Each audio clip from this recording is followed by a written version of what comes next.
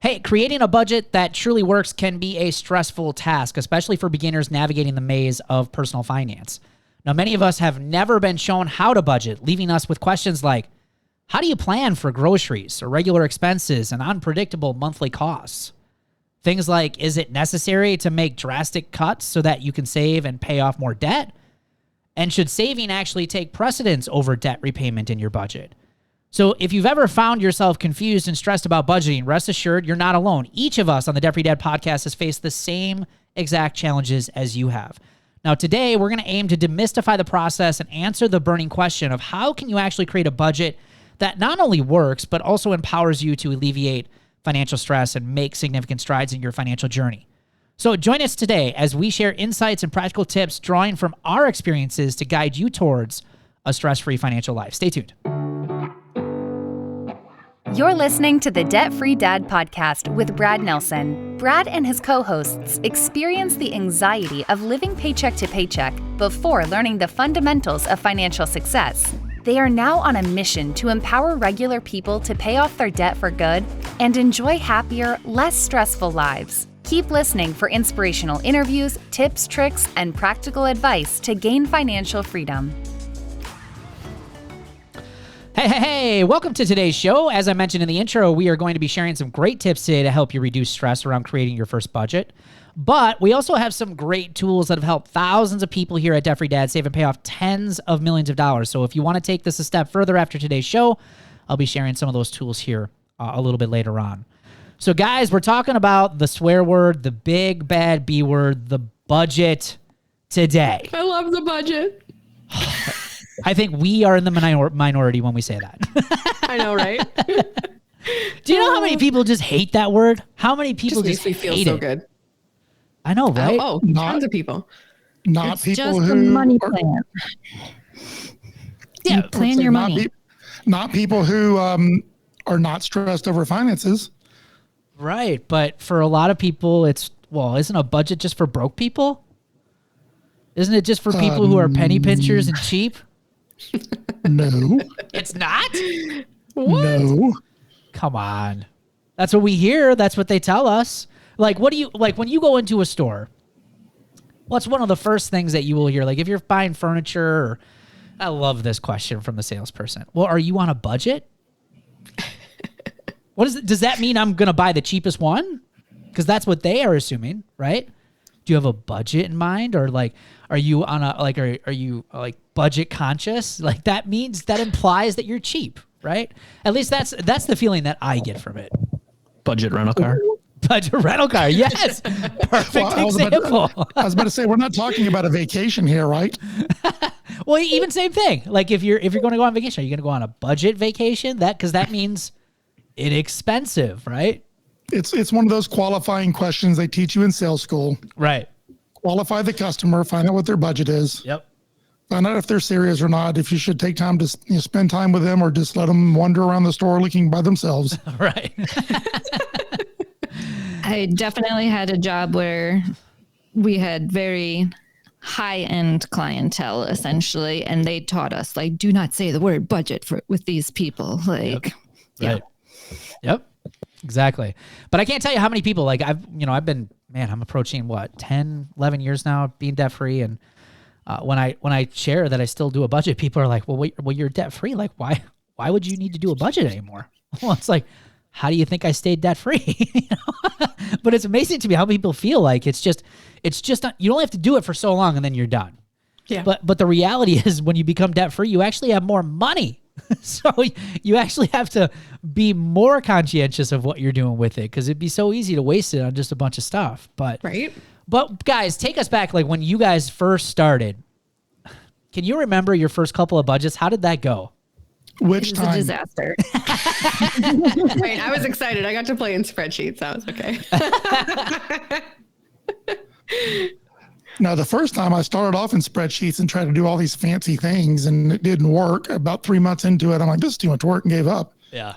Second time I tried with spreadsheets, but tried to simplify it. But in some ways, tried to overcomplicate it too. And I think I lasted 3.5 months. Woo, a little bit longer. And then the last time, which I don't do it this way anymore, But the last time that when I got serious and finally figured things out, it's amazing what a pencil and a yellow notepad will do for you. Yeah, I would agree. That's how I started. Keep it simple. And the more simple that you keep it, the easier it is to do, the easier it is to stick to. Yeah. I mean, it does feel overwhelming when you're first doing it though. Like, ugh, where do I start? Yeah, what do I do? Like it is a little daunting. Well, I was really good at writing it down, but not following it. Well, that's part of it too. But here's the thing. Yeah. Following it's the hard part. Yeah. For the audience out there, get it out of your mind that there is a perfect way to budget. Yeah. Or that there is a right way to budget. The only wrong way to budget is to not do one. Right. Your system's going to be different than mine. In fact, and I've probably mentioned this several times on this podcast, how I budget now is very, very different than when I first started. And the system that helped me get out of debt, the yellow pad and a pencil, I have long abandoned. It doesn't mean that that was the wrong way, and it doesn't mean what I do now is the right way. It's just as your circumstances change and as you get better at things, you figure out ways to simplify it and make it easier so that you don't spend so much time on it, but it's still there and you still know about it. You're still aware of it and you still follow it, but there's no right way to do a budget. Right. I think what I'll piggyback on that is you're also going to be really crappy at it for a while. And that's what I was hoping to kind of get from you guys is that, we kind of suck at it for a while. It's not, budgeting is a learned habit. And I think this is the area where probably people screw it up the most is that they just don't stay or stick with it, and I think they give up too soon. They might do it for 3 to 6 months, if that. And they just are like, well, this budgeting doesn't work for me. Well, it does work. You just have to keep at it. You just have to keep practicing. I tell our Roots members, plan on spending, a good 6 to 12 months until you get pretty good at it because it just takes time to learn. In life, you have all these ebbs and flows. There's always these things coming up and every single month you're going to experience those things. And the next year you go about doing it, you're going to be that much more experienced. But you just got to keep with it. But too many people just quit right away. They're just not consistent. So I think number one, best thing you can do getting started is that you are just going to make a commitment to do it. You got to make a commitment. We're going to do it every single month for the next year. That's what our commitment is. No matter what happens, no matter what excuses come up, you just have to commit to it. And a lot of people make the mistake, I got to spend hours and hours and hours doing this stuff. Yes, there is going to be some time investment on the front end. With some of the stuff that we talk about on this podcast, especially if you go back to listen to episode 201 about how to crush your finances here in 2024, there is some investment of time, but that's only the beginning. Every month after that should get easier because you've put in a lot of that front end work. But realistically speaking, working on your finances should really only take about 10 or 15 minutes a day. It doesn't take a lot of time once you get a process in place and things are working. We're looking for effort, not perfection. It's never perfect, ever. Never. I'm 5.5 years into this and it's still not perfect, but the spreadsheet at least does the math for me now. So that's that's a plus. Right. But I think that brings up a good point. I like how, Amber's a spreadsheet person. Chris, you mentioned you're like a pen and paper person. You might find an app out there that you like to use. I mean, there is no right or way to do it. It's just experiencing and really experimenting with different methods and finding what's going to work best for you. Well, I mean, I do spreadsheets now. Okay. And without getting too overly complicated, I do an ongoing running budget for the next year. That's how sort of good I've gotten at it. And you mentioned this a couple of podcast episodes ago. You've got to think about future expenses and what things are coming up down the road. And so for me, I budget by paycheck now, not by month. I would recommend if you're starting off, do it by the month, and I'm sure we'll get into that as we go along. But I do it for a year now, and spreadsheets help me with that. Okay, but pen and paper, I was just trying to figure things out back then. So you're absolutely right, Brad. It does take time to get good at it. You're terrible at it to begin with, and as I mentioned, I gave up twice before I finally figured it out. It's sort of like sports. You've got to learn how not to lose before you can learn how to win. Well, you've got to learn how not to budget, so to speak, before you can learn how to be better at budgeting. And that only takes time. It only takes practice. It only takes going, 17 times the first month. How did we forget that? Oh, I didn't realize we had that coming up. Oh, this stuff doesn't work. You've got to keep with it. Mm-hmm. You're going to have 17, 20, 25 times in the first month where you go, well, boy, were we off on that. The next month, guess what? You're going to have 10, 15, 20, maybe again. But by the third month, you're going to have 4 or 5. And you're right, 4, 5, 6 months. By then, hey, we got this figured out now fairly well. Yeah, absolutely. Yep. And I think that's the one, like one of the biggest things that sunk us though, is like, a lot of people say you got to write a budget. So that's what people do right away. They go write a budget, and then they like have conversations about like, how much do you spend going out to eat? $200 probably for the month. Sound good? Yeah, it's probably right. And then your budget don't work, and you're like, this doesn't work. I'm way, we spent way more money. So for us, it really didn't start working until we started kind of, where's our money going?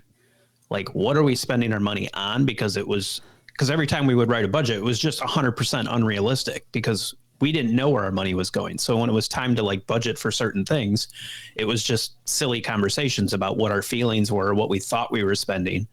So if you really got to get a feel for like, if you're going to budget money for food or groceries, you really should go back and look your last 3 to 6 months of expenses and see what are you averaging spending on groceries so that you can really be realistic. Otherwise, you're just going to put a number down. And like Chris said, and it's fine to fail that way, but if you don't ever get a handle on what you're spending, and for us, there were many times it was like, this does not work. I don't know who says you should write a budget, but this does not work. But we were never being real with ourselves about what we were spending to begin with. Yeah. Yeah. And you hit on a great point, is that you got to understand where you're at and where your money's going. Yep. Before you even start a budget, before you even write it out, it's like, go back, print out all the statements, Venmo, PayPal, anywhere you're spending money at, Apple Pay, any of these places, and figure out where all your money's been going so you can be realistic with yourself and everything. Like, we've had, people who, it doesn't matter. Like, if you're a smoker, make sure you budget for cigarettes. If you're someone who has been gambling regularly on like scratch off tickets, like, think about those things. Like, those things all need to be a part of that budget. Now, whether you keep them or not, that's up to you, but those things all be a part of it. And by the way, I'm going to pause. Is that your dog snoring in the background, Amber? I asked if you guys could hear him. Totally hear it. I don't hear anything. You don't hear it? Oh, no, we don't. Oh my gosh, I can totally hear it.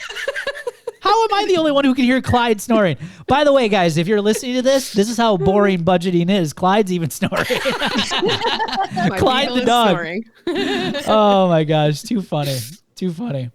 So once you've got where your money's going, now it's time to actually list out all of your paydays and your expenses. So part of also going through and looking at where your money's going is also looking at your pay stubs. I know when I was getting out of debt, or before I even started, like, I rarely knew exactly what was coming out of my pay stub. Like, I just never really paid attention to it. When you go sign up for your job on the first day, and maybe you've been with your employer for a while, you tend to forget, like, what did I actually sign up for? What's coming out? What am I paying for? And making sure you understand some of those things and making sure that you're getting value from whatever it is that's coming out. A lot of them offer extra benefits, disability, things like that. So you want to make sure that you understand what those things are going to be too. Well, if I can, Brad, I want to add one thing to the previous point and then something to that one as well. You're trying to figure out where do you spend your money at? Yeah, you can go back and look at your credit card statements. You can look back at your bank statements. But another trick, I think, is sort of old school pen and paper method, is get you a pad of sticky notes and a pencil, and just sit down, or a pen, and just start thinking through, brainstorm just the various places that that you spend money, each one on a different sticky note, and carry that pad around with you. Maybe your spouse carries that pad around with them. And every time you go, oh, we stop at this place, and write that down. It's, in some ways, it's no different than looking back at the credit card statements or at the bank statements, but it's more active in that you're thinking about it.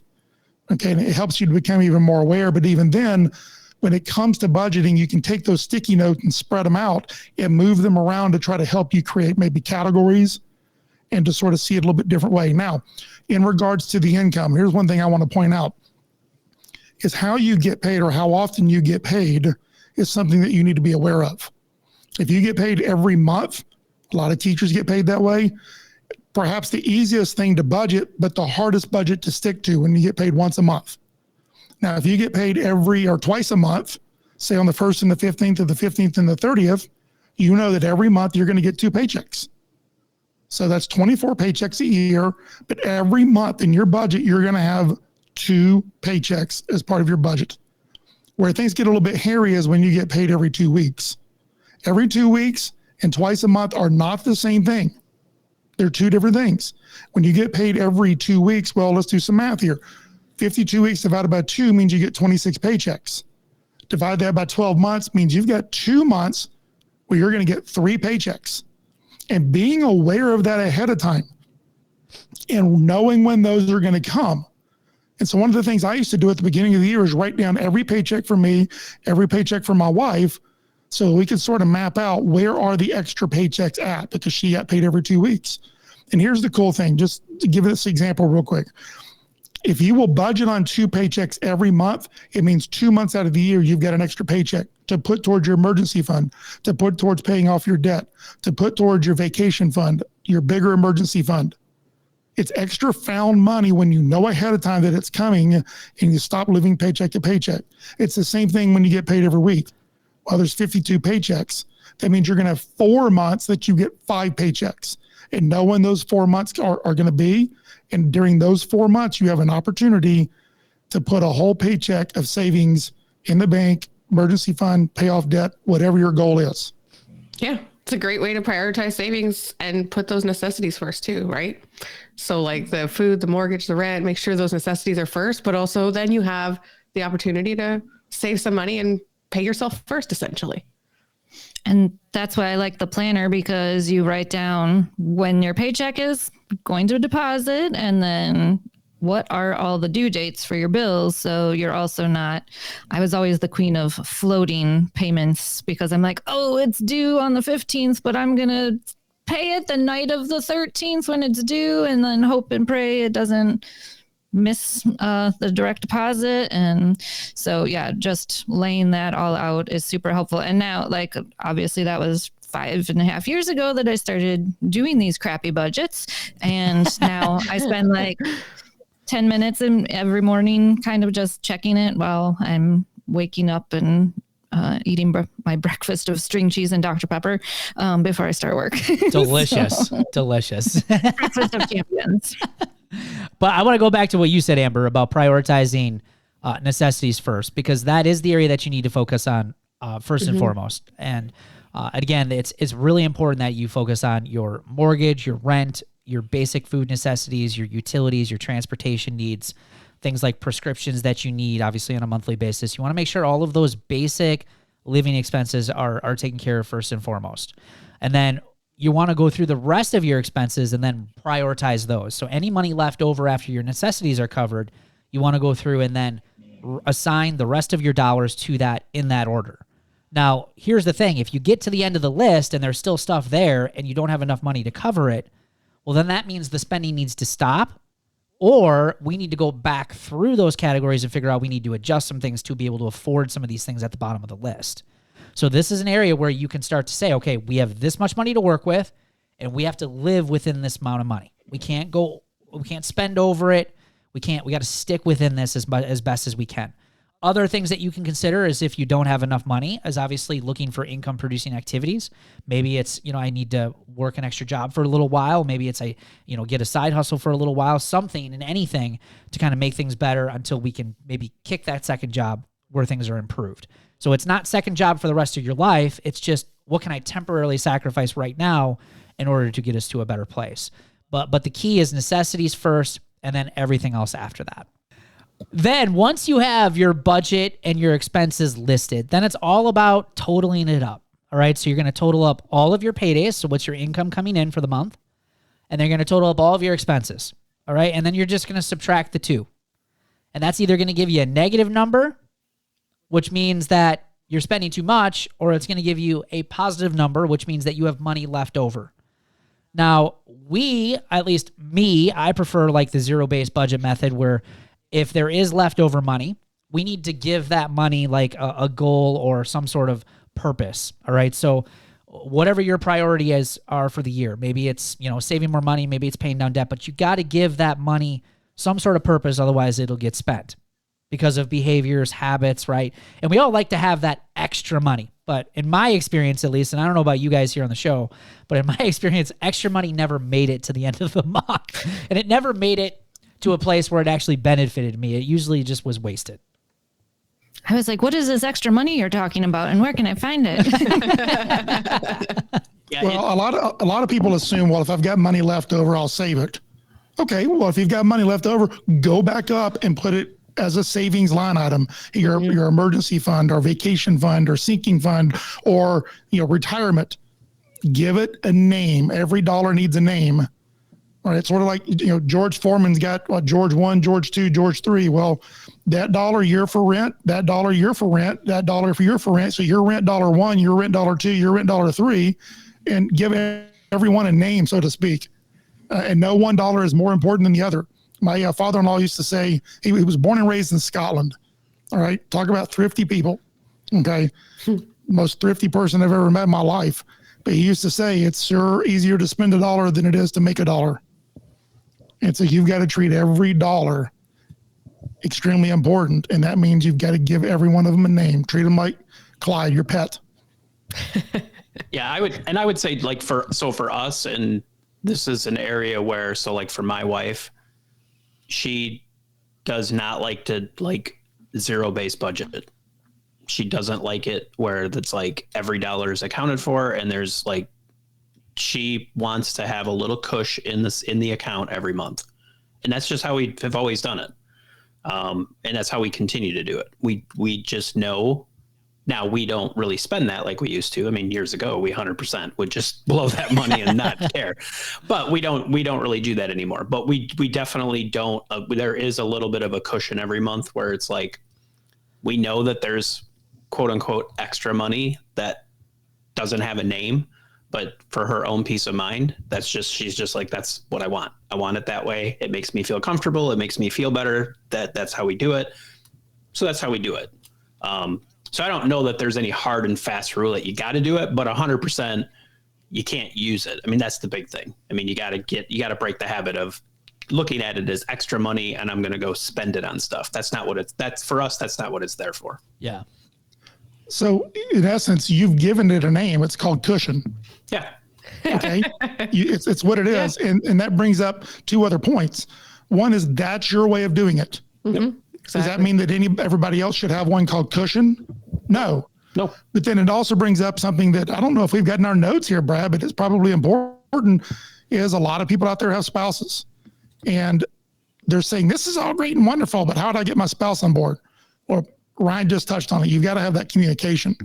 There's got to be here's the budget, and then it's okay for one person to do it, but both people have to talk about it.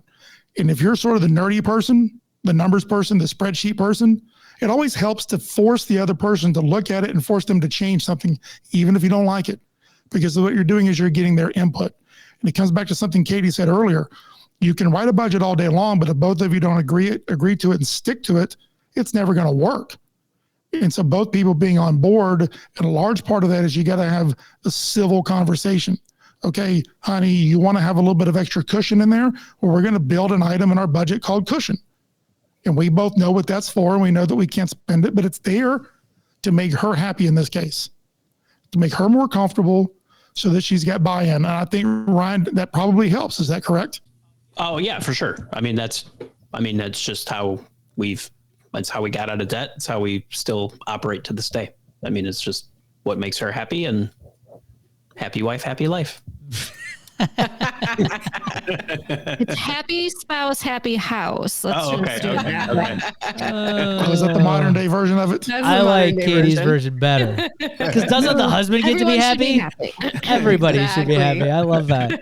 That's right. As a single person that does hear this all the time from my married friends, if you're not both on the same page, guess what happens? Revenge spending. Oh, he went out and spent $300 on this whatever gadget. I'm going to go out and spend $300 on clothes. It's that's not how this works. That's how you have no money. You're both taking it out. Now you're both digging holes, and you're not going to get out of the holes. So you have to start talking about what each other is doing and try to come to a compromise. Chris, man, you opened a whole... Are revenge budgets okay?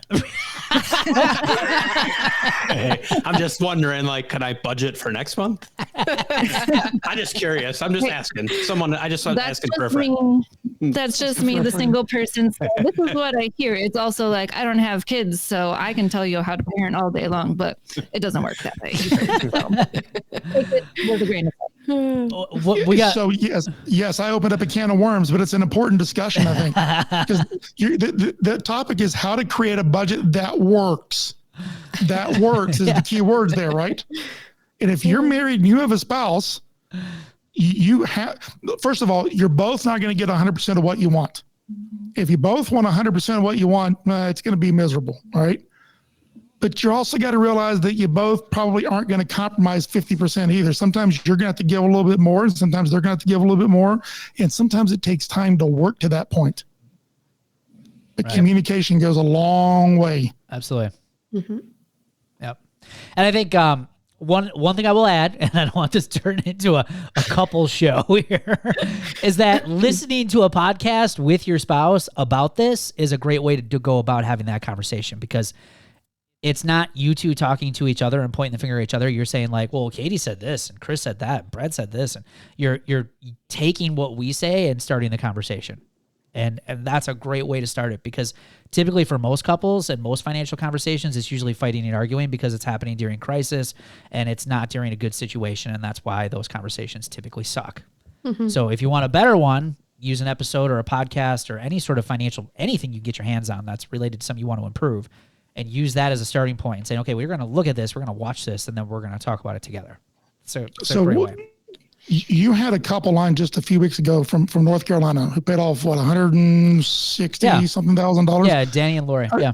Yeah, go back and listen to their podcast, because there was a lot of the topic was about discussing and getting on the same page. And I didn't want to do this. I didn't want to do that. But when we did it and realized it works, the communication got better, the connection got better, and then the real steam started picking up. The train started picking up speed, so to speak. And I would be willing to bet that you've got multiple podcast episodes with couples who've done amazing things. And if you go back and listen to every one of them, I would be willing to bet that at some point, every one of them talked about when we got on the same page. That's when the magic happened. Right. Yeah, Danny and Lori's was one of my absolute favorite ones to listen to. I loved how he came home after listening to the podcast for 10 hours while he was on the road. And he's like, woman, we're going to listen to Brad. but also way back when, really early, so probably 5 years ago-ish, Christina, I think she would always say she just kind of listened while her husband was walking around in the background, and she would have it up so that he could hear it. And eventually it kind of became a conversation. I'm like, ooh, sneaky, but it's effective. So very much so. Whatever works. Yeah. Now, if you're single and listening to this, the good news is you get to do whatever the hell you want. Within your budget. Within your budget. You don't have another person to listen to. So that's kind of the good news in a way. You don't have to worry about all the compromise and all that stuff. But yes, Chris, you bring up a very good point. So one thing Sorry, I was going to say the single people have to look in the mirror and go, it's me. I'm the problem. Yeah. It's me. We have to become really good self-account. Oh, it's terrible. You have nobody holding you accountable when you're single. That's tough. So last thing I want to share real quick before we get to celebrations here is, Katie, you kind of brought this up with the planner. We're going to be sharing this tool here in just a second. But one of the things that helped me out a lot, because I'm a very visual person, I like to kind of see things, and you had mentioned like the calendar and inside the planner. Now, you don't have to necessarily use the planner, but having like some sort of a calendar to forecast your bills. So a budget is great, but it's only going to list all the numbers, right? It's just going to be your expenses, your paydays. But what's really cool is that if you take all that information and put it on like a calendar, that way you can kind of see when the paydays, when the cash comes in, when everything's coming out, and you'll actually be able to visually see where there are any bottlenecks within your monthly budget. This is a great opportunity for you to say, okay, can we maybe move some of these bills around? Can we call our creditors and say, do you have different due dates that are options for us? So that way some parts of the month aren't tighter than others and you kind of spread it out a little bit. This helped me a lot. As much as I love spreadsheets, this is my saving grace, because I could see everything. I still use it to this day. Like I'm looking at it. It's on my desk under my blotter. It's always here. So I see what's coming, what's going out. And it's helped so much. So I recommend it to anybody who wants to try that way. And I know it's a small thing, but on the planner, I also love the little check boxes. So I write the bill, and then when I pay it, I have a little check box that I can check off. That's a psychological thing. It's real. Hey, this goes right into our call to action here today. So if you want to take this a step further and get everything you need to become a budgeting rockstar, head over to thedebtfreedad.com and get the totally awesome Debt Freedom Planner bundle. Now, this bundle includes my Debt Freedom Planner, my budgeting workshop, which is the same workshop that has helped my Roots members save and pay off tens of millions of dollars over the years. It includes the Debt Free Dad envelope system, spending trackers, fun stickers. Like, for real, you guys, this bundle has everything that you're going to need to take control of your finances. So again, head over to debtfreedad.com, click on the Debt Freedom Planner in the menu at the top of the page to get the bundle today. Let's talk about that, baby. Let's talk about your money. Let's talk about all the good things, all the bad things that may be. Let's talk about that.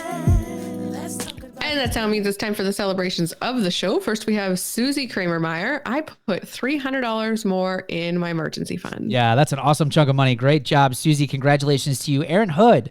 Today, I set up reoccurring transfers to my emergency fund and my other sinking savings. She says it's only $25 each for now, but hoping I can do more once my budget gets adjusted. And Aaron, like we always talk about, don't pay attention to the amounts so much, especially as you're getting started, but it's all about creating that habit, which is a great way to get started with sinking funds. So good for you. Great win.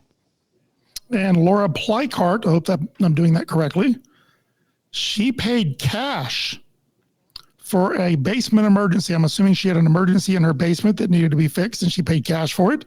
She also paid cash for a vet bill. And drum roll, she paid cash for Christmas this year. So she thinks that's pretty huge. Yeah, that is huge. Congratulations, Laura. Nikki Rumberg started Roots last week, filled out the Where Are You paperwork, and is working on that first budget and plugging away on the modules. Way to go, Nikki. Yeah, way to go, Nikki. Welcome to Roots. We're glad you're here. And Ellie, debt number 3 was paid off early along with annual vehicle registration, working on my plan to wipe out debt number 4. Yeah, awesome. Way to go. Congratulations to you guys. And congratulations to all of our listeners there that are working hard to reduce financial stress and get out of debt. Hey, if you're just getting started with our podcast, or maybe you've been listening for some time and you're interested in how you can get started on the road to financial freedom, go visit our website at debtfreedad.com. Sign up for our free Life Without Payments workshop, where I'm going to show you the first steps that have helped tens of thousands of people just like you and I kick financial stress and worry for good. We'll see you guys next week.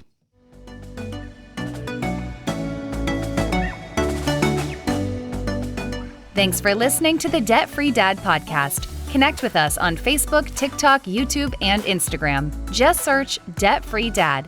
If you found value in today's episode, please leave us a rating and review. We so appreciate it. For resources, show notes, and links mentioned in today's show, visit debtfreedad.com. Catch you next week.